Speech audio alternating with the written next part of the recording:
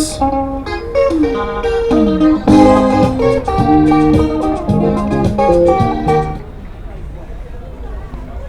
Yes, yes.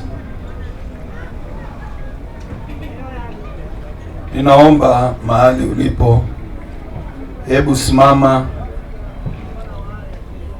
tuweze kuanza ibada yetu jioni ya leo. Nataka niwashukuru wale ambao tayari wamefika, kwa sababu nilikuwa nimekuandaa tangu siku ya jana ya kwamba ibada ya leo inataka watu wakomavu, watu wakomavu, watu ambao wameweka akili zao kwa ajili ya kuja kwa Bwana wetu Yesu Kristo. Kila kitu kinanitatiza roho ni kwamba kuna watu wanafikiria kwamba swala hili ni lepesi. Watu wanafikiria tu ni rahisi. Na mimi ninataka nikuonye, hakuna kitu chochote ambacho kinamhusu Mungu ambacho ni kiepesi. Watu walifikiria Yesu akija kuokoa watu duniani itakuwa ni kazi rahisi kwake, lakini ilikuwa nzito. Ilikuwa nzito mpaka Yesu mwenyewe alikuwa anaomba hicho kikombe kiondolewe. Wangapi tunaelewana vizuri? Ilikuwa nzito sana. Wewe ungeliweza kuelewa uzito wake, sababu uliona tu labda ni kitu ambacho kinahusu mtu kufa na kufufuka, lakini hilo swala lilikuwa zito. Na maandiko inasema Yesu akamuomba Mungu mara tatu, na mara ya tatu malaika akatokea akamtia nguvu. Na kuna watu wanafikiria ya kwamba swala la kwenda mbinguni ni rahisi sana, lakini wacha nikuibie siri kidogo. Hakuna kazi ngumu kama kwenda mbinguni. Imempatia Yesu kazi nzito sana, mpaka kati ya kanisa moja lile ambalo lilipatikana na likaanza kukazaliwa makanisa 7 ambayo 5 ni ya ukora na 2 ndio kweli. Bwana Yesu asifiwe sana. Ukisoma Revelation 2 kulizaliwa makanisa 7 na yote ilikuwa inaimba wimbo moja, tunaenda mbinguni, tunaenda mbinguni. Ajabu ni kwamba Yesu kwa hekima zake za rohoni pamoja na msaada wa Roho Mtakatifu waliweza kukagua na kuelewa kati ya ile kanisa moja ambayo ilizaliwa kuna makanisa 5 fake. Hebu fikiria, huo ni utafiti wa aina gani? Yaani utafiti wa aina gani mpaka unaweza kuangalia useme hii hapana, hii hapana, hii hapana, mpaka upate 7 different churches. 7 different churches. Na katika 7 different churches upate kanisa 2 tu, na tena moja unaiambia ya kwamba ikakumbuke ni wapi ilianguka itubu. Moja kati ya hizo 2 unaiambia kumbuka ni wapi ulipoanguka, tubu, kama sio hivyo nitaondoa kinara chako. Alafu ingine unaiambia mapema ya kwamba nitakuondoa katika majaribio mazito ambayo yamewekwa mbele yako. Bwana Yesu asifiwe sana. So usifikirie swala la kwenda mbinguni ni rahisi, ni nzito. It is easily spoken. Ni kitu ambacho kina uwepesi wa kuongea. Wangapi tunaelewana vizuri? Hata kina uwepesi wa kubishana. Ukienda kwa kila kanisa bwana wanabishana, sisi ndio sisi. Sisi ndio sisi. Lakini wakaguzi ni 2. Nakumbuka maandiko yanasema tuko na wao milele. Wa kwanza ni Yesu, anasema nitakuwa nanyi mpaka utimilifu wa dahari. Wa pili ni Roho Mtakatifu. Yesu anasema huyu atawalinda mpaka milele. Wangapi tunaelewana vizuri? Wakaguzi 2 ambao you can never play them a trick. You can never. Inamisha uso wako. Mungu akusaidie kuelewa mafundisho ya leo. ya kujenge mahali. Ngamisha uso. Baba, ni asante kwa ibada ya jioni ya leo. Kwanza kabisa nataka nishukuru kwa wale ambao wamejikaza waone ya kwamba fundisho la leo wamelipata vizuri.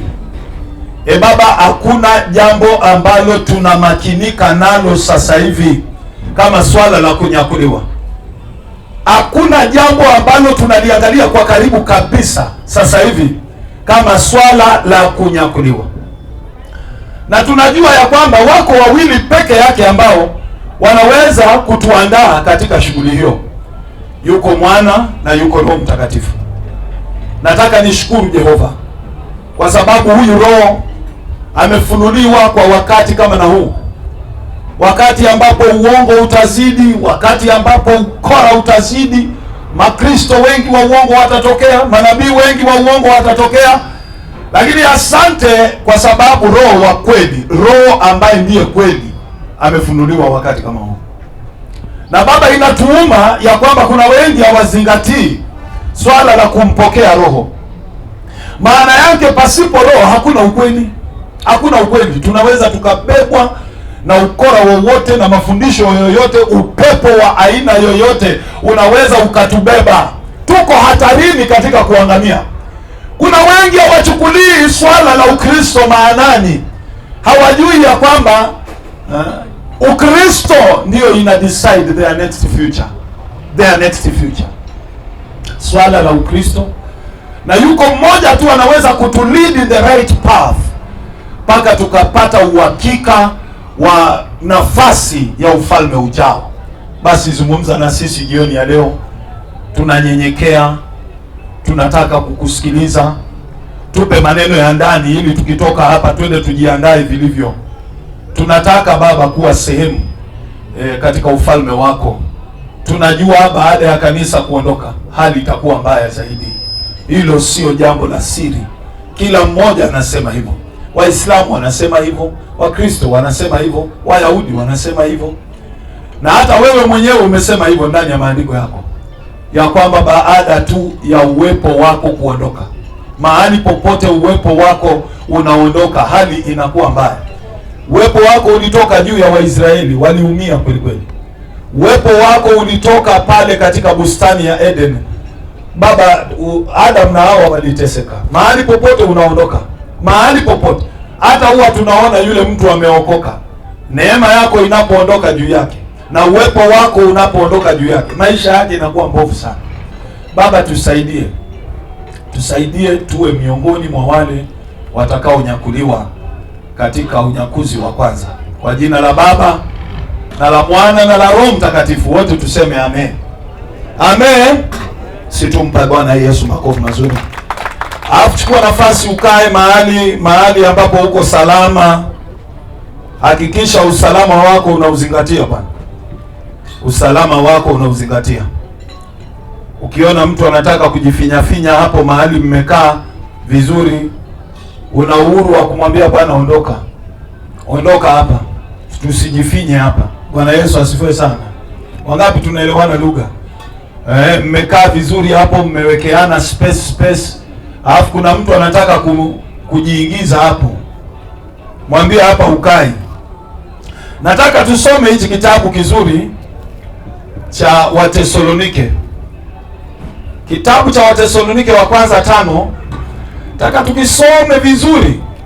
Na nimekwambia jumbe la leo ama ujumbe wa leo, ndugu yangu, inahusu wale ambao wametilia maanani kunyakuliwa. It is coming. It is coming. Let no one lie to you. It is coming. Na inakuja kwa haraka sana. Mungu akusaidie Bwana, ukae na watu ambao wamepewa neema ya kuweza kupenya katika ulimwengu wa roho. Watu wamekaa chini ya mwongozo wa Baba na chini ya mwongozo wa Roho Mtakatifu, wamepewa neema. Bwana Yesu asifiwe sana. Wanachambua unabii. Yaani kuna watu wamepewa neema Bwana, wanachambua unabii. Wacha sisi tunatoa unabii wa kijinga.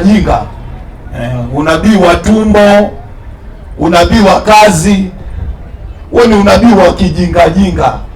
Maandiko yanasema wale wanaotoa unabii wautoe kulingana na imani.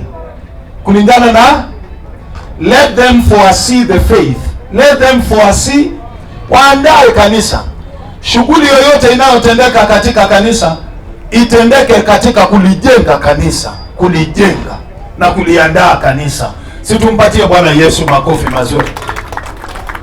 Ndugu yangu, tunaandaliwa kwa mambo mazuri.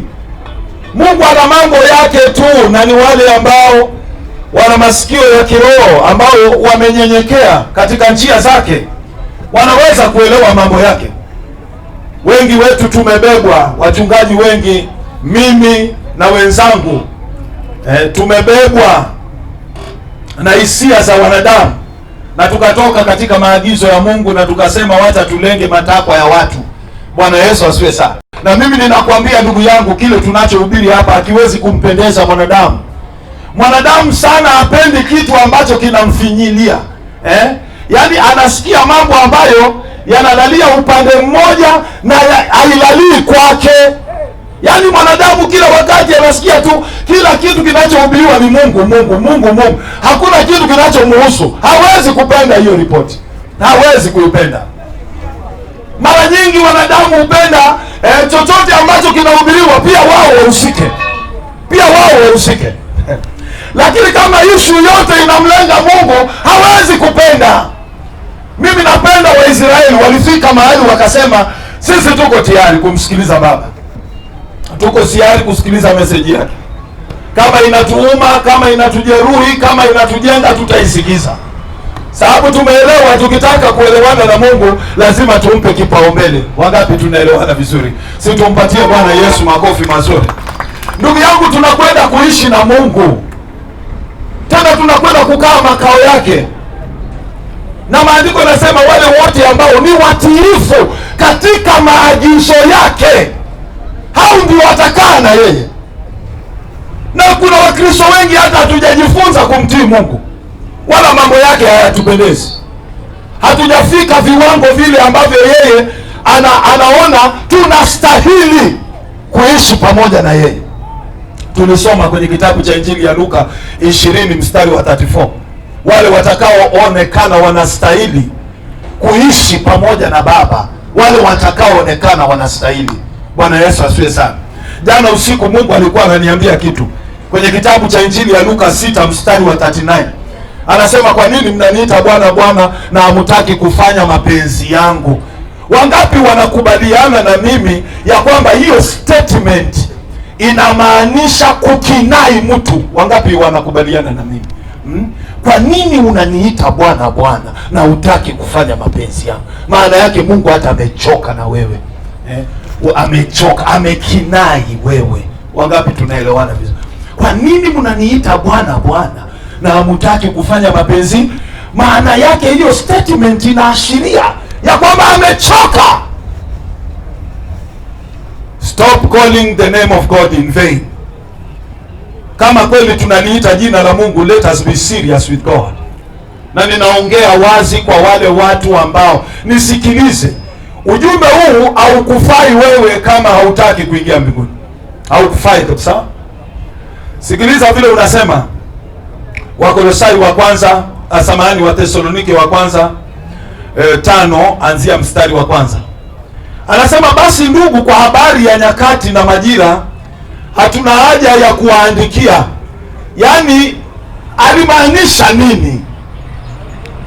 Alimaanisha nini? Hili swala la kunyakuliwa kwa kanisa haliwababaishi wale ambao tayari wamekomaa ndani ya maagizo ya Baba. Ndio maana hata hawana haja ya kuandikiwa. Hawana haja. Na mimi issue yangu ni moja. Ukomavu wa kiroho uko ndani yako. Ukomavu wa kiroho. Ili utembee na Mungu lazima, ndugu yangu, ujikane. Hiyo ni statement Yesu aliongea bila hata kufikiria mara mbili. Alisema mtu yoyote atakayeokoa nafsi yake ataiangamiza. Yule yuko tayari kuiangamiza. Yule yuko tayari kumwambia Baba, hata kama nitakuwa mfanyikazi kwa nyumba yako.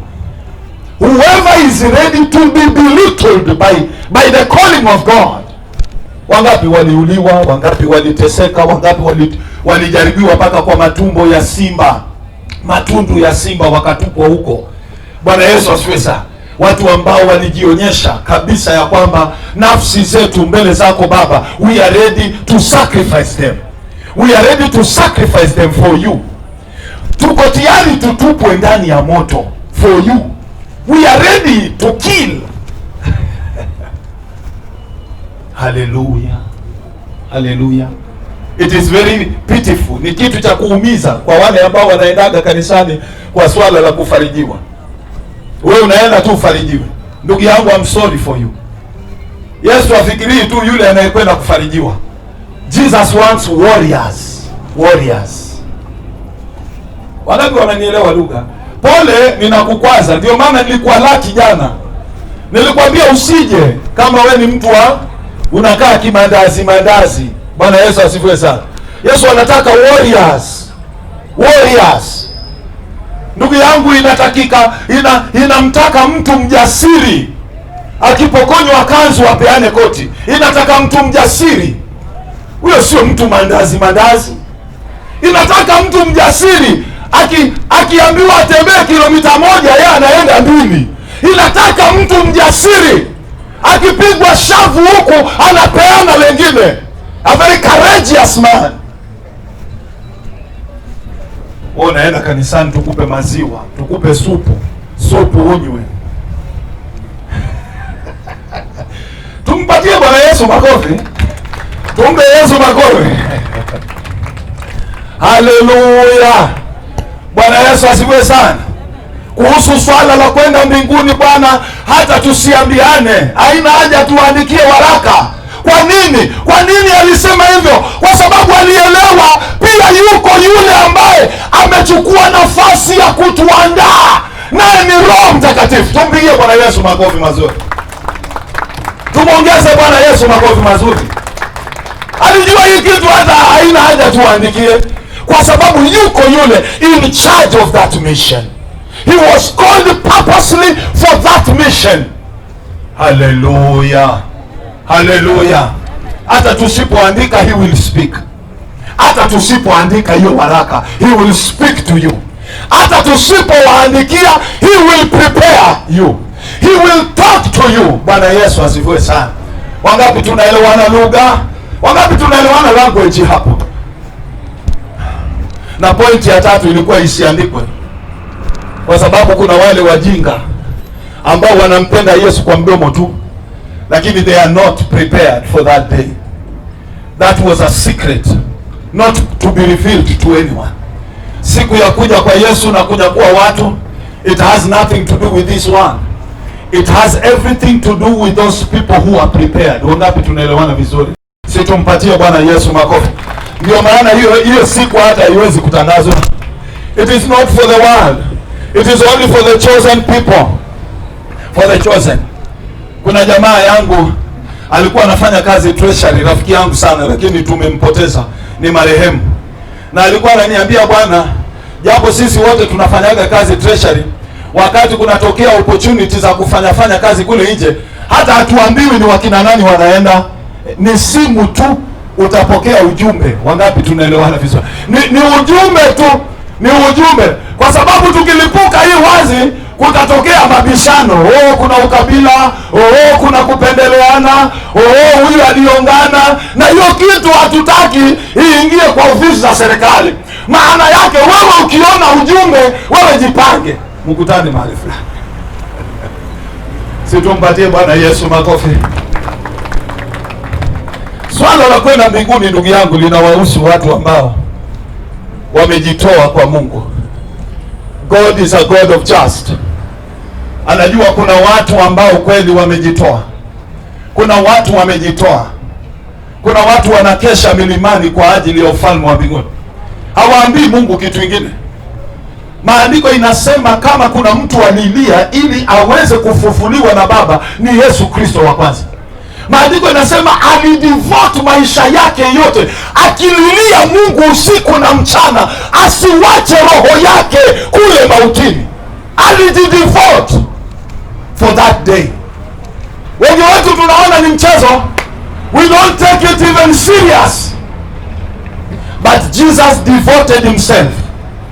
Akasema hii ni experiment ya kwanza inaenda kufanyika na mimi. I don't want anything to go wrong. Wangapi tunaelewana vizuri? This is the first. Mimi ndio mzaliwa wa kwanza kutoka kwa wafu. Mimi. Na hii kitu haijafanyika na mwingine. Mimi ndio wa kwanza. Ninataka ifanyike kwangu. So he prayed day and night. Day and night. Kitabu cha Waebrania 5. Tulisoma Hebrews 5. Alijidevote in prayer. Maandiko hata inasema alilia usiku. Wacha tusome kwanza pale. Wacha nikwambie vile kunyakuliwa ilikuwa very important to Jesus Christ. Wacha wewe unaona ni kama story. Yesu alijua hii si kitu ya mchezo. Unaweza baki huko chini. Mami, tuko pamoja. Bwana Yesu asifiwe sana. Watu wanachukulia light. Bwana, kuna mambo inafaa usichukulie light. Usichukulie light. Mimi naona watu wanaweza funga, wanaweza jinyima chakula, wanaweza hata kesha milimani. Ukimuuliza hii yote unafanyia nini?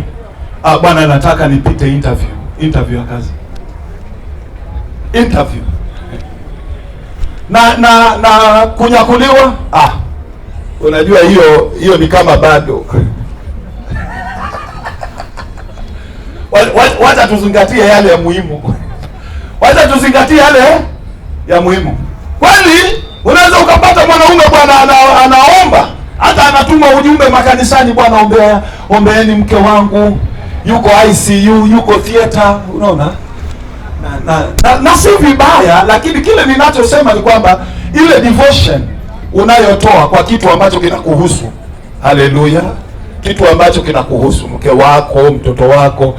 Ndugu yangu, unaweza ukapigana kweli kweli. Unaweza ukang'ang'ana, unaweza ukamsumbua mchungaji na simu bwana, hata usiku wa manane. Bwana mchungaji umeomba kweli umekumbuka mke wangu mchungaji, umeomba.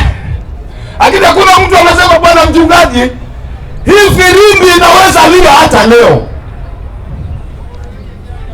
Sikia, wacha tusikie habari za Yesu. Haleluya. Wangapi tuko pamoja? Mimi nitakwambia siri ambayo watu hawajaiona, na namshukuru Mungu sababu hivi ni vitu sasa tunapewa. Enda sema hii.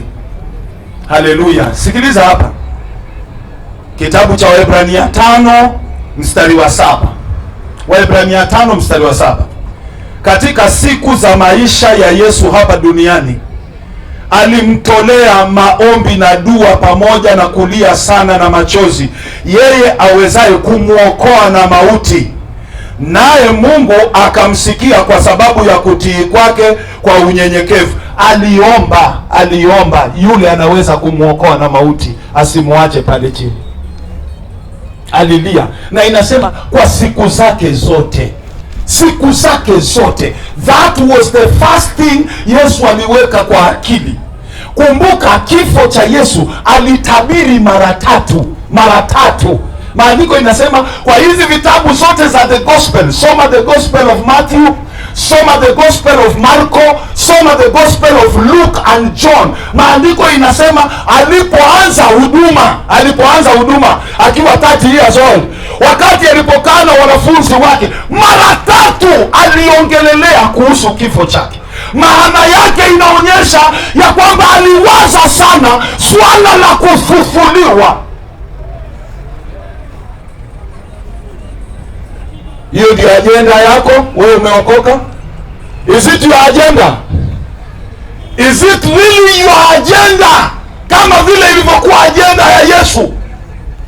Alimlilia Mungu maisha yake yote hapa duniani.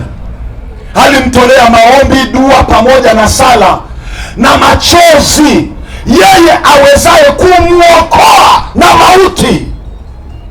Are you doing the same? Are you crying for that day? Are you really crying for that day? Baba, hiyo siku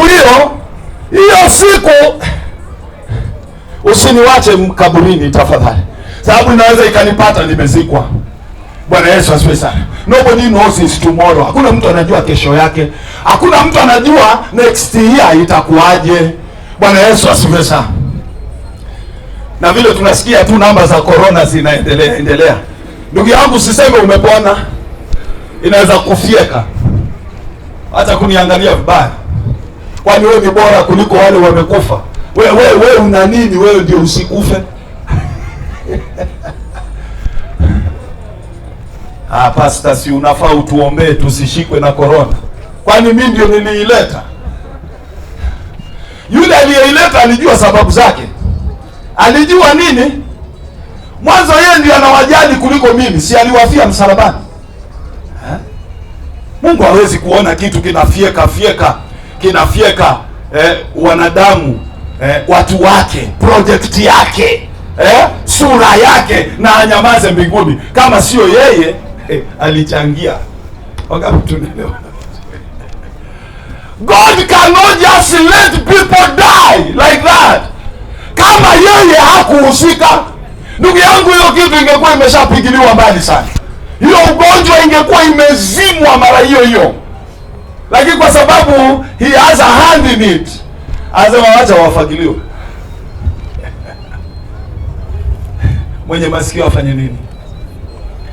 Mwenye masikio afanye nini?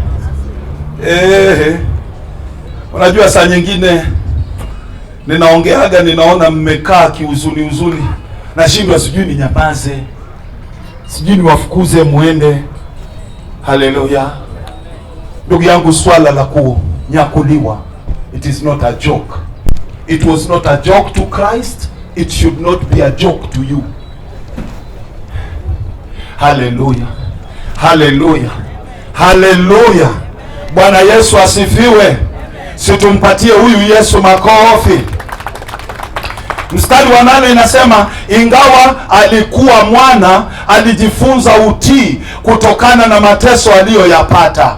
Akiisha kukamilishwa, akawa chanzo cha wokovu wa milele kwa wote wanaomtii. Akiisha kukamilishwa. Unajua hii kitu tumeisoma hapa. Yaani tumekuwa na wiki nzima tukifundishwa na Roho Mtakatifu kuhusu kukamilishwa, kufikia viwango ambavyo Mungu anavyovitaka.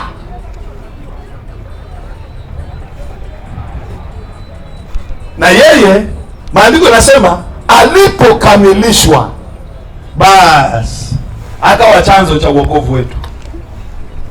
Maana yake kama angekamilishwa, na maandiko inasema ile kazi kubwa aliyopatiwa ndio aweze kufika hizo status ambazo Mungu alikuwa anataka. Maandiko inasema ni mateso. Alijifunza utii kutokana na mateso. Maana yake alifinywa. Yesu alifinywa bwana. God wanted to make sure Jesus was obedient in anything. Nikimpokonya pesa huyu atanitii bado? Ndio, wanampokonya. Yesu alikuwa anaishiwa pesa mpaka anaambia wanafunzi wake, mimi sina kitu. Bwana Yesu asifiwe. Anasema, kwa hiyo kikapu yenu ya sadaka hakuna? Wanamwambia Baba, hakuna. Na hata kama ingekuwa hatuwezi kulisha hawa watu. Yesu anasema, mko na nini? Tuko na hii samaki 2, mikate 5. Analeta God's intervention. Maana yake maisha ya Mkristo saa nyingine yatakandamizwa na mateso ili uwepo wa Mungu utake over. Bwana Yesu asifiwe sana. God will create his own space for his own testimony. Hallelujah. Tumpatie Bwana Yesu makofi.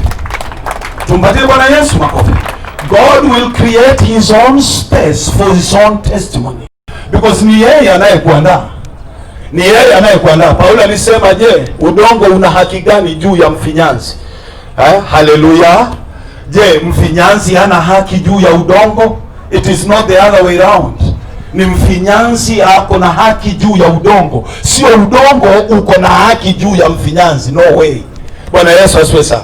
God can decide to do anything in your life to get out your obedience. Apate uhakika, this man is truly obedient. God can even use the devil. God can even send the devil to you just to get out your obedience. Shetani alitumwa kwa Ayubu. Kwa Ayubu. For what? For what? Bwana Yesu asifiwe sana. Wacha Ayubu, shetani alitumwa kwa wanafunzi 12. Yesu akawaambia wanafunzi wake, shetani amepewa ruhusa hawapepete kama ngano. God will use anything to get the obedience he wants from you. Na leo tukichunwa kidogo, oh Mungu uko wapi? Mungu kidogo tu. Mwenye masikio afanye nini? Mwenye masikio afanye nini? Are we surely prepared for the kingdom of heaven?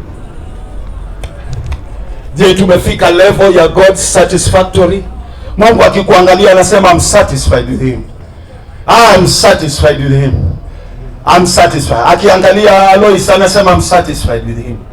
Sasa huyu wacha haifadhiwe kwa ajili ya ile siku ya parapanda. Wangapi tunaelewana vizuri? Kwa sababu Paulo anasema muhifadhiwe.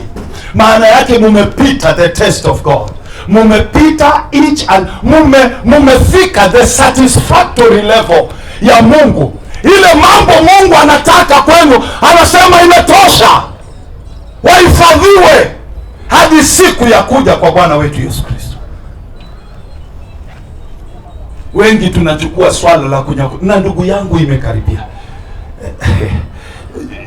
Just 2 days ago nilikuwa namsikiliza mwalimu wa prophecy. Mwalimu ambaye amekaa chini na hii kitabu, amekaa chini hivi na neema ya Mungu ikamshukia na akaanza kuongea kuhusu prophecy ambayo Bwana alikuwa ameipanga kwa ajili ya kunyakuliwa kwa kanisa. I was shocked. Bwana Yesu asifiwe sana. I was shocked tu. Jamaa alienda kusoma kitabu cha Hosea, prophet Hosea, very minor prophet, ambaye aliongea kuhusu kunyakuliwa kwa kanisa. Watu wanatafuta kunyakuliwa kwa kanisa katika New Testament, but God already spoke about it in the Old Testament. Wacha nikuibie ile kitu mimi pia niliiba huko. Bwana Yesu asifiwe sana. Nikaiba kidogo. Na huyo jamaa ali blow my mind. Nikasema Allah, kumbe imekaribia hivyo. According to this man, wacha nikwambie ukweli wa maneno. According to this man, the rapture, it can happen somewhere 2030. According to that man. According to 2030. Kwa sababu kulingana na unabii wa Hosea anasema Bwana atatutesa siku 1 2, ya 3 atatuinua. He will raise us up, tukae katika utukufu wake. According to the book of First Peter, siku 1 ni kama miaka 1000 mbele za Baba. So siku 2 ni miaka 2000. Na maandiko inasema ya kwamba hii kitu ilitabiriwa just immediately after Jerusalem ilikuwa destroyed. Because kutoka kwa Yesu mpaka Jerusalem kuharibiwa it took 40 years. 40 years. Bwana Yesu asifiwe sana. Bwana Yesu asifiwe sana. Bwana Yesu asifiwe sana. Wangapi tunaelewana language? Alafu huyu jamaa anasema siku 2 ni miaka 2000 ambayo Israel ilienda into exile. Na Hosea, prophet Hosea anasema before siku ya pili iishe, Israel will be rejoined back. Na si imerudi 1948. Na Yesu Kristo mwenyewe kwa kinywa chake anasema wakati taifa la Israel litakaporudi pamoja, a generation will not pass. A generation will not pass before I come. According to the Bible, one generation ina last 120 years. Na tangu Waisraeli warudi katika nchi yao, tayari wameshauma 71 years. Washaiuma. Imebaki miaka ngapi? Imebaki miaka ngapi before Christ comes? Because tukianza tukianza siku ya tatu, according to the prophecies, siku ya tatu ambayo Prophet Hosea anasema we will be raptured up, inaanza na 2030. Hiyo ndio siku ya tatu ya Mungu, inaanzia hapo. Na sasa tuko 2020, na hii 2020 ishakuliwa na corona. Maana yake kazi tutaanza 2021. Maana yake tuna miaka 9 according to that person, 9 years. Na unajua kwa nini Biblia haiongeagi kuhusu siku? God does not talk about days. Kwa sababu siku zetu mbele yake ni to hours, ni to minutes. Kwa sababu siku yake moja to us ni 1000 days, 1000 years. Bwana Yesu asifiwe sana. 1000 years. Siku moja kwa Mungu kwetu sisi ni miaka 1000. What about a day? A day to us ni minutes. That is why God does not talk about days. He talks about times and seasons. Times and... Mwenye masikio afanye nini? Times and... Wale malaika walipomwambia Abraham, mke wako atapata mimba, hawakumwambia tarehe. Walimwambia wakati kama huu mwakani. Wangapi tunaelewana vizuri? Unaweza pata mtoto anywhere there. Sisi tumpatie Bwana Yesu makofi ya utukufu Bwana. Are we in the season? Are we in the season? Are we in the season? Have we entered the season ambayo anytime God can strike, anytime the trumpet can sound? Yes, we are in that season. But the actual day, we don't know it. But we are in that season. We ngedhia hapo. Ngedhia na dhambi zako hapo. Yesu kidogo, banki kidogo. We ngedhia hapo. Tutakuacha my friend. Mimi nilimwambia mke wangu juzi na akashangaa sana. Kaambia mama, vya mbinguni bwana. Vya mbinguni hakuna, sijui huyu alikuwa bibi yangu. Mimi parapanda iliye nione nimeenda, hata siulizi nilikuwa na watoto wangapi. That is how serious the rapture is to me. I told my wife. Akaniambia, yani unasema kweli daddy? Ambia, kwani mtakuwa mkweli aje? Si ungoje ifike.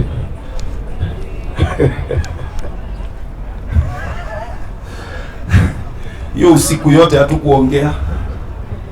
Nikasema hiyo hata nisumbue. Hatukuongea hiyo usiku yote. Mbia mama, kuna vitu vya maana bwana. Hivi vya ndoa hivi vinaishaga hapa. Paka kifo kitutengani. Wacha kunikujia sura. Amen. That is how serious the kingdom of God is. Yesu ako so serious paka anasema yule ambaye hayuko tayari kuacha baba yake na mama yake na watoto wake na mke wake hanifai katika ufalme wa mbinguni. That is how Jesus is serious. Alafu wewe unaleta vya mapenzi. Ndugu yangu, hii ni Biblia. Vya mapenzi hapo hakuna. Mungu alimwambia Ezekiel, naenda kuoa bibi yako. Yaani nimetafuta wanawake wa kufanyia example, nimekosa. Nimeona huyu bibi yako ndio naweza mfanyia example. I will kill her and I don't want you to mourn. I want to use your wife as an example to the Israelites. Nitamuoa, alafu usiomboleze. Wewe ukiamka asubuhi osha uso. Vaa kama kawaida. Waisraeli wakikuuliza hii maana yake nini, waambie hivi ndio Mungu amepanga kuwatesa. Na example ni bibi yako. Just tell me. Kama kweli tunasemaga Mungu anajali ndoa, kwa nini aliingia hapo? Kwa nini hakuchukua mwanamke mwingine huko ambaye imefanya madhambi ya kutosha auwe? Anaenda kwa bibi ya nabii. God can go to any limit to prove his point. Hallelujah. Wangapi tunaelewana vizuri? He can go to any limit to prove his point. Mwenye masikio afanye nini? Mwenye masikio afanye nini? Hallelujah. Wewe cheza. Luka 17. Sitaki utoke pale kwenye kitabu cha Watesalonike. Watesalonike. Usitoke hapo. Nataka tusome Luka 17. Ndugu yangu, we are about to witness something that is going to shake the world. Lakini Wakristo, I don't know what's the problem with Christians. Hizi vitu zinaongelelea sisi. Lakini tumekaa kimandazi. Hata hii swala la kunyakuliwa, imagine vile lina uzito, you will never find a pastor preaching about it. Na hata akiongelea, he's just walking over it. Yani anapapasa tu, mjiandae. Analamba tu. Wewe unajua kuna Biblia inasema kuna Wakristo wataachwa. Wengine watatusi Mungu. Watu watatusi Mungu kwa ile shida watakayoiona after the rapture. They will watatusi Mungu. Dunia itawafinya. Nenda kasome kitabu cha Revelation. Bwana Yesu asifiwe sana. Dunia itawafinya. Dunia itawakandamiza mpaka watu, kwa sababu ya majaribu na dhiki ile itakayokuwa, watatusi Mungu. Alafu wewe unachukulia hilo swala mchezo. Inasema hivi, Luka 17. Luka 17. Naomba tuanzie mstari ni ule wa 26. He's talking about the rapture. Unajua rapture ni tofauti na Armageddon. Mhubiri Silvanus Yaoko alikuwa anatufundisha Yesu anakuja mara 4. Ya kwanza ashakuja. Na sio ile alizaliwa, alisema kitambo kidogo nitakuwa na nyinyi, kitambo kidogo hamtaniona. Wangapi tunaelewana vizuri? Maana yake alikufa, baada ya siku 3 akapotea. Na kila mtu akasema huyo hawezi kukuja. Hata tunasikia wanafunzi walirudi kuvua samaki. Tunaelewana vizuri? Watu walisema bwana, mtu akishazikwa bwana, hapana. Mtu akishakula pamba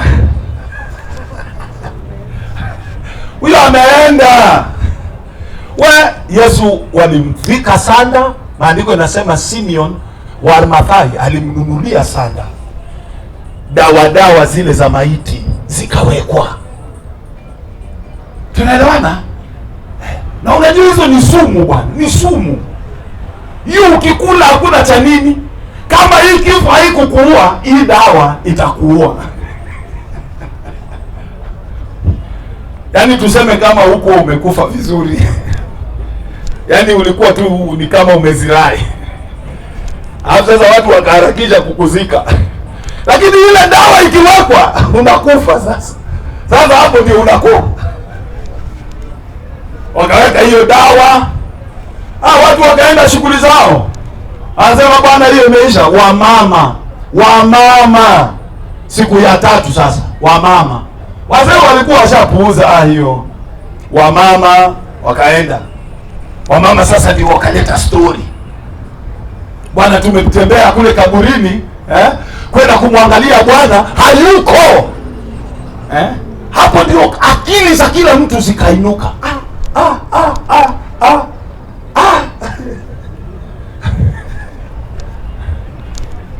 wanaume mpaka huko wanaingia, hayuko.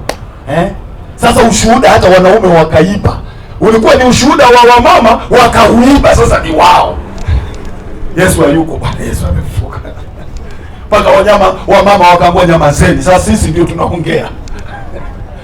Unajua hii kitabu ilikuwa inafaa iandikwe wamama, hii New Testament, because wao ndio walikuwa wa kwanza kushuhudia Kristo hayuko. Lakini sasa wanaume waka-hijack ushuhuda wa mama, nyamazeni. Haleluya. Afu Yesu sasa mbali tu na kufufuka akaanza kutokea according to Paul. Bwana Yesu asifiwe sana. Wachana na Matendo ya Mitume 1 mstari wa 5. Matendo ya Mitume inasema Yesu aliwatokea wanafunzi mara 40 kabla aende mbinguni. According to Paul anasema wakati Kristo alipofufuka aliwatokea wanafunzi 500 at the same time. That is according to Paul. Nenda kasome waraka wa kwanza wa Korinto wa kwanza 15. Bwana Yesu asifiwe sana. Nenda kasome, story iko pale. According to Paul. Yaani wanafunzi 500 mara moja. Yesu ako hapa, Yesu ako kule, Yesu ako kule, Yesu ako kule. Yesu alijigawa mara 500 mara moja. That is according to Paul. And that is how the Spirit can work. Roho inaweza kuwa hapa, inaweza kuwa pale, inaweza kuwa kila mahali. Fikiria ni watu wangapi wanaomba usiku kabla hawajalala, na wote wako na Mungu pamoja. Sio eti sasa Mungu ako Kenya, wale wanaomba Amerika wangoje Mungu asafiri kwenda Amerika.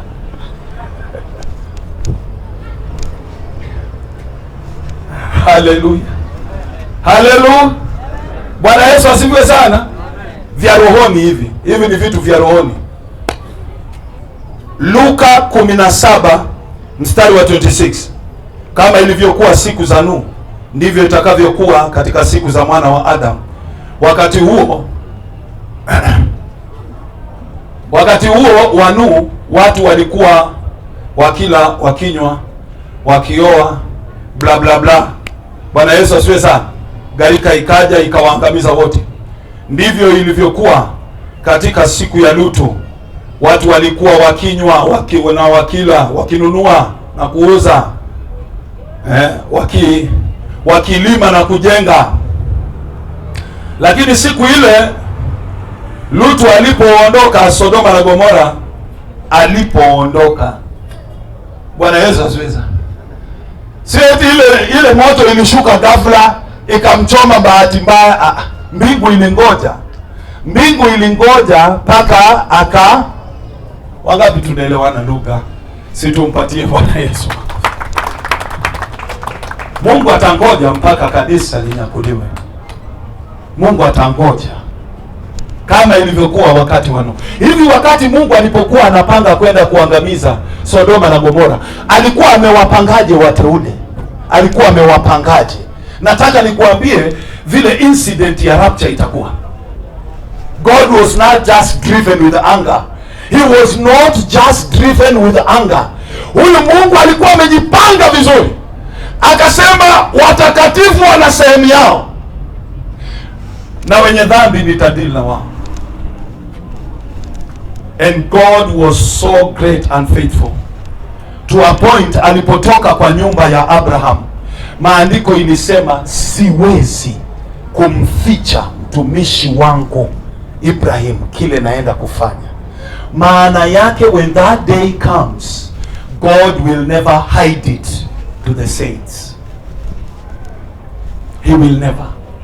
Siwezi kumficha mtumishi wangu ile kitu naenda kufanya. I am going to destroy that city, Sodom and Gomorrah. Lakini huyu si mfichi, namwambia. Mungu alikuwa amejipangaje?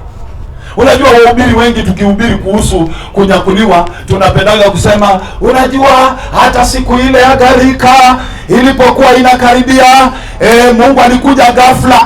Mungu alikuwa amejipanga na wateule, alikuwa amejipanga vizuri. Ndio maana hata Nuhu alijua hii ndio siku mlango inafungwa. Sio eti mlango ilifungwa akiwa nje, haikufungwa eti kuna wanyama walikuwa hawajaingia. God knows how to protect his own. Sasa swali ni moja, wale wa Mungu ni wakina nani? Warumi 8 mstari wa 14, wale ambao wana Roho Mtakatifu hao ndio wana wa Mungu. Haleluya! Haleluya! Haleluya! Usiseme wa Kristo, wale wako na Roho wa Mungu hao ndio wana wa, na sio wengi ndugu yangu, tuko kanisani tuna roho, sio wengi.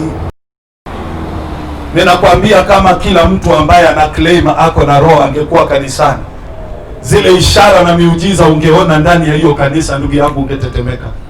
I'm telling you the truth. Wengi wana feel wako na roho, unaona? Ndio maana wanaleta hizo bangi ni kama malaria. Ni kama bangi amevuna. Ndugu yangu, wana feel wako na roho, sio eti roho.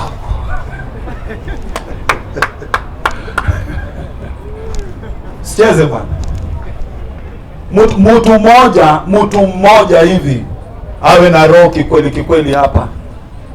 Tunaelewana vizuri? Mpaka Uhuru Kenyatta atajua huyu mtu wako na roho. Elisha aliweza kuona bedroom ya mfalme vile inakaa. Tunaelewana? Bedroom ya anapanga vile ataangamiza Wayahudi. Elisha ameona yote. Anaenda kwa mfalme, anamwambia yule jamaa yako amepanga ABCD. Yule jamaa anajaribu kuattack, njama yake ilijulikana kitambo. Anakuta mfalme wa Yuda ameshaharibu mipango yote. Don't joke with the Holy Spirit. Mwingine ataniuliza, wewe pastor uko naye? Ndio, niko naye. Mbona ufanyi mambo? Sitaki dunia hii ni corrupt. Nyinyi ni watu wabaya sana. Ukijua tu mtumishi wa Mungu amesimama imara, unaanza kumletea Prado, pesa, ghafla binifu. Unisikia hapa, hata sitaki nikuombee. Sitaki nikuombee. Nenda kajiombee mwenyewe. Ndugu yangu, mimi ni ile mtu ngumu. Sikuombei na wala sitakubembeleza njoo tukutolee mapepo. Sikutolei. Hiyo sio kazi niliitiwa. Niliitiwa ni kuandae, kwa sababu the most important thing in the eyes of God is the rapture, sio miujiza wala ishara. Paulo anasema hata kuongea kwa lugha, mimi naongea na lugha kuliko nyinyi, lakini lengo langu, I want to build the church. Lengo langu ni kulijenga kanisa. Bwana Yesu asifiwe sana. Bwana Yesu asifiwe sana. Yesu Kristo alifanya miujiza kuliko mtu yoyote, na akasema msidanganywe na miujiza. Msidanganywe na siku hizo, yamkini hata wateule waliookoka watarudi nyuma kwa sababu ya ishara na miujiza. It is not that we cannot do it. We can do it. But that is not the cause. That is not the cause of Christ. The cause of Christ, Petro, lisha kondoo wangu. Petro, chunga kondoo wangu. Petro, lisha kondoo mara ngapi? Mara ngapi? Situmpatie Bwana Yesu makofi ya utukufu. Ndugu yangu, tusiifanye kazi ya Mungu kifalafala. We are not here to market the kingdom of God. Ndugu yangu, hiyo kingdom ungelijua hahitaji hata kukua marketed. Ndugu yangu, iko juu. Muulize shetani, atakwambia. Huyo ndiye anajua vile inakaa. Bwana Yesu asifiwe. That kingdom does not want to be marketed. Yenyewe inajiuza yenyewe.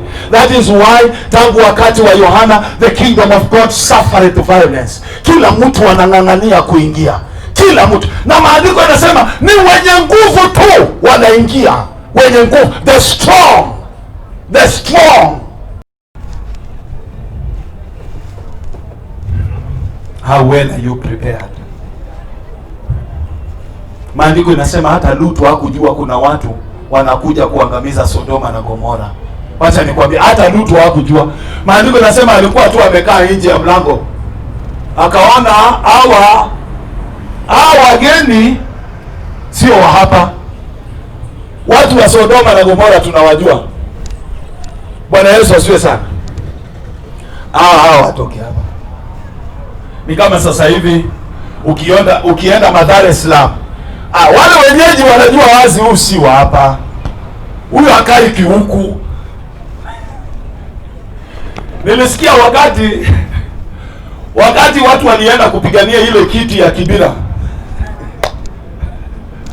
tunaelewana, Ruto akawa na grupi yake amepeleka pale, Raila akawa na grupi yake amepeleka pale.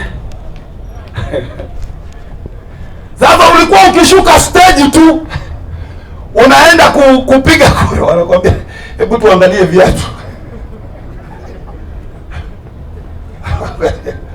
hebu tuangalie longi. Huyu si wa hapa, hawa ni wale wamesafirishwa, unatolewa na mawe. Kwa nini? Wanasema watu wetu wa hapa tunawajua. Mtu wa Kibira hawezi vaa kiatu 10,000. Hii kiatu imetoka wapi? Bwana Yesu asifiwe sana. Lutu aliangalia hivi akasema hawa si wa hapa, hawa. Akawakaribisha kwa. Ajabu ni kwamba message ile aliwaambia, imagine.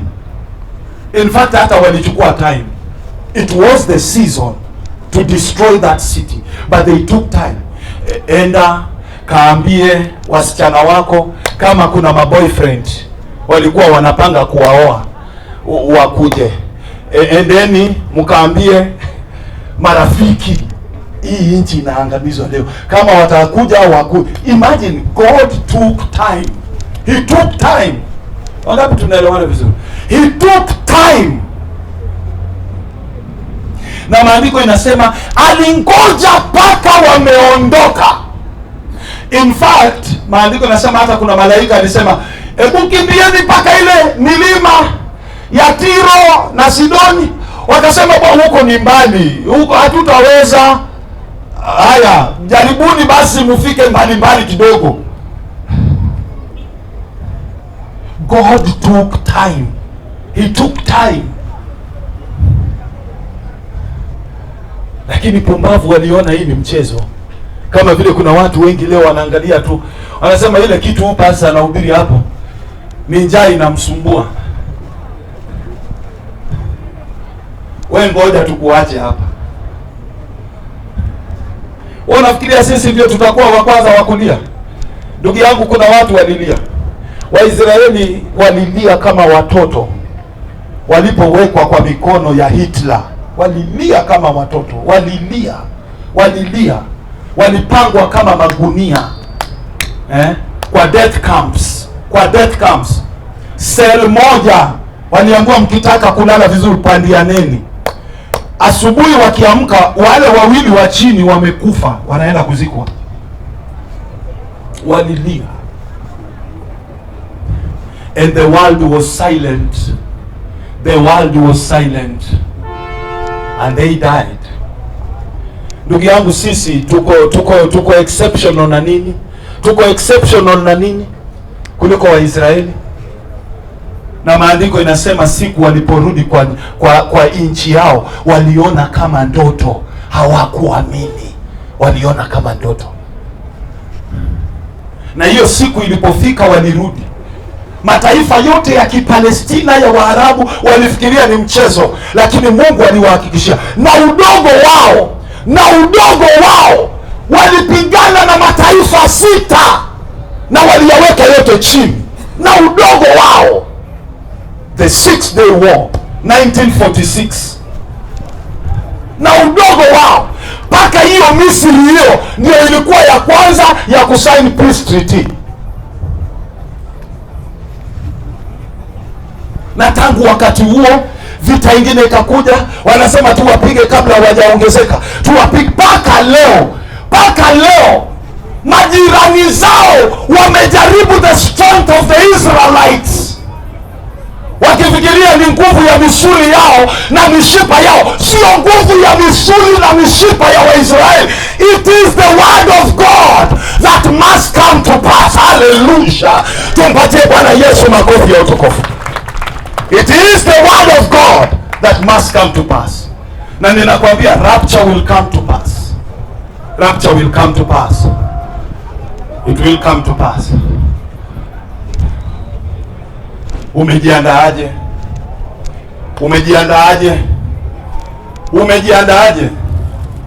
Mungu anajua mahali pa kuweka watu wake pembeni. Wewe unacheza wewe.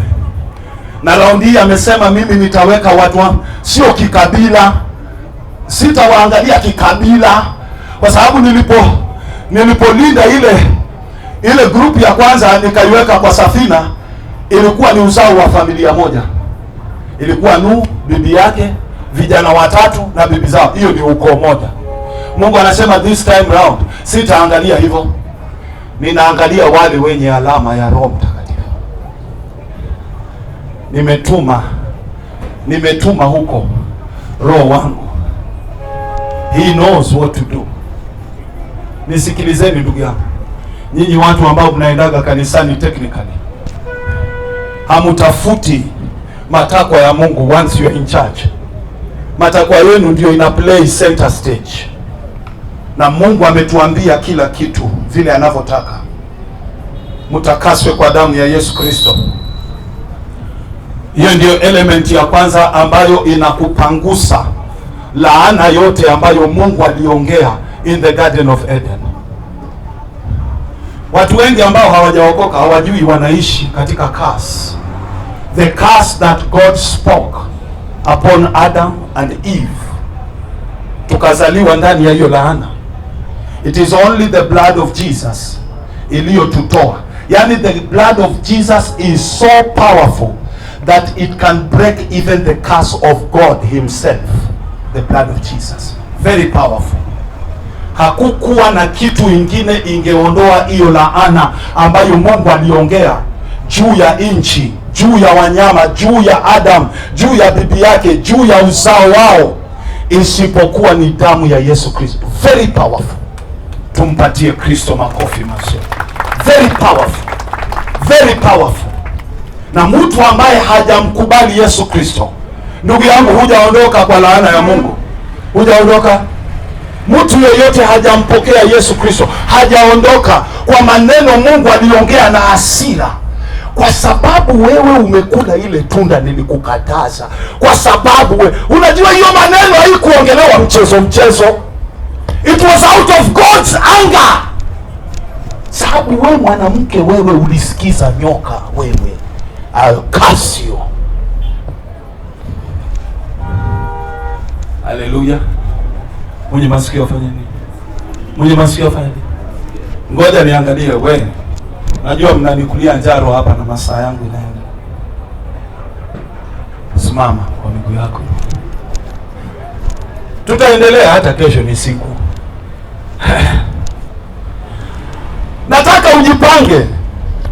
Nataka ujipange. Unajua message ikiwa kubwa sana na tunaiweka kwa mitandao, na unajua mitandao inakula pesa. Tunaelewana vizuri? Sio wengi wanaangalia mpaka inakuisha. Tunaelewana? Bwana Yesu asifiwe sana. So tunajaribu make as short as possible, ndio hata yule ambaye anaifuatilia aweze kuiangalia, aweze kuhisi amebarikiwa. Jesus is coming. Jesus is coming. Na mimi ninakuambia Kama Yesu mwenyewe alisema siku ya kuja kwangu itakuwa kama wakati wa Sodoma na Gomora, he was saying something to us. He was saying something to us. Alikuwa anatuibia siri. Kama vile Mungu aliweza kuwahifadhi walio wake, na mimi nitahifadhi walio wangu. Bwana Yesu asifiwe sana. Na ndio maana Paulo anasema sisi tulio ndani ya Kristo hatufai kubabaika, kwa sababu siku hiyo haitatupata ghafla. Tutakuwa tumehifadhiwa na Baba, sisi tunayetembea nuruni. Ndio maana kibarua chako kikubwa, ndugu yangu, hakikisha umefikia viwango vya Bwana. Kristo hakufufuliwa mpaka alipokamilishwa, mpaka Mungu alipokuwa satisfied ya kwamba nimemkamilisha katika kila tendo la utiifu. Maandiko yanasema hakumwacha kaburini. It will work on you the same. Ndugu yangu, usipoenda kanisani kwa makusudi ya kukamilishwa na kufikia viwango vya Mungu, I pity you. I pity you. Stop that joke you are doing when you go to church. Wachana na hiyo ujinga unafanya ukienda kwa kanisa. Fikia viwango vya Mungu. Mungu ana viwango vyake. Kanisa hii kufunguliwa ifanane na baa. Kanisa imefunguliwa because of our next future. Bwana Yesu asifiwe sana. Inamisha uso wako mahali ulipo. Baba mwenye enzi na mamlaka yote, na kushukuru kwa ujumbe wa leo. Shukuru kwa neno ambalo umetupatia. Naamini kabisa kwamba wamebarikiwa na wamepokea. Baba, tunakwenda kutoa sadaka zetu.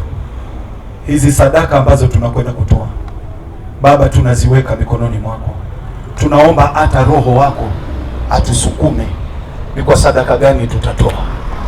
Tulikubali ya kwamba kila kitu tunachofanya tukifanye kwa msukumo wa Roho.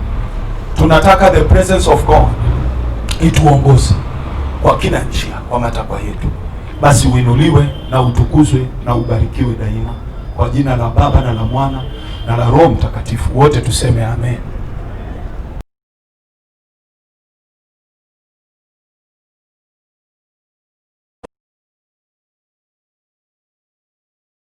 Inamisha uso wako mahali ulipo.